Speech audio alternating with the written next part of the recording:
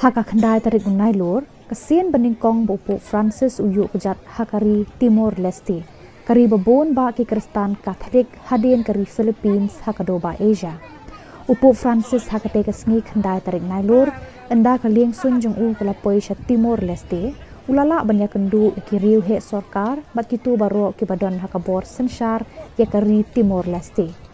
Hakasngi babot kata syupau tarik nai lor, ulaya kendu eki bishop di padar kiriu nyam di kena seminari bad ik katekis katai hari. Hakapor sakat sanjamir lapan mentaya kemas pekut hakamadan Esplanade of Taki Poli Hanongba Dili hakaba palap ya marshiteng kajingdan kibriu Timor Leste kile shimbenta hakate kemas pekut. Ka Amche Gabriel ka way na ki YouTubers bapau nam kari haba kerpat ka dbmnTv ban anjing thok kendiat syapang kate kamas bakut kala thok kumni.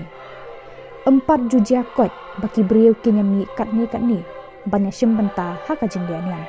Kadai shisha ka jing e yung nong Mih pateng jong Petrus ukpa bakut ban ningkong e jong kabalang. Ka e ka bakta yang kalong ba wat lakat ute upai belien Hynrei Ymdon Uwei Ruh Uba Mynsaw ne bayo pang. Penban kiyat kejat arpau kilometer. Nidon ru ki bayat kejat arpau kandai kilometer. Kilek pai da kajing kemen kumba utrai ula ai jing klanya ki. Lengba usyakri jong upo Francis.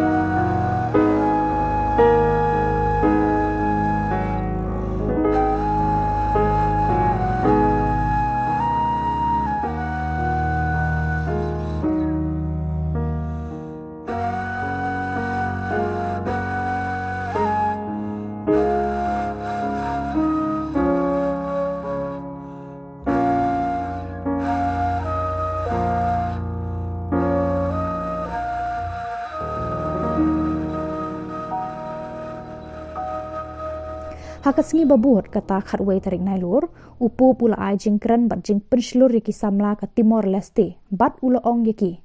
Long ki balaj luoj bat long ki bakloy ban ai ti nagabenta kalawai jong pi.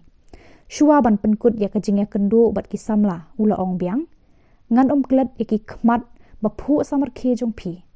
Hadian kani kejingya kendu bat ki Samla ula mino ban naik Singapore. Gratitude for his apostolic blessing and for being with him in this convention center in Dili with the young people of Timor-Leste.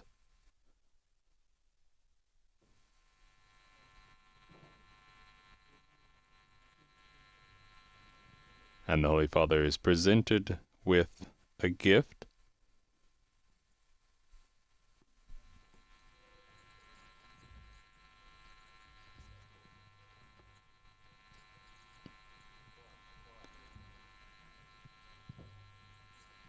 And is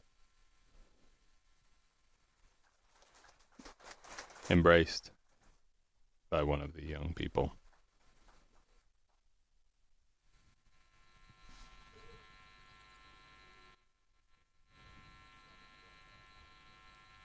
And hands out rosaries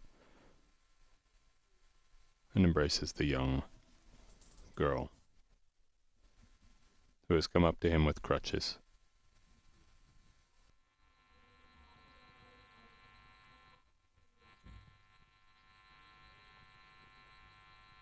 Santo Padre Francisco.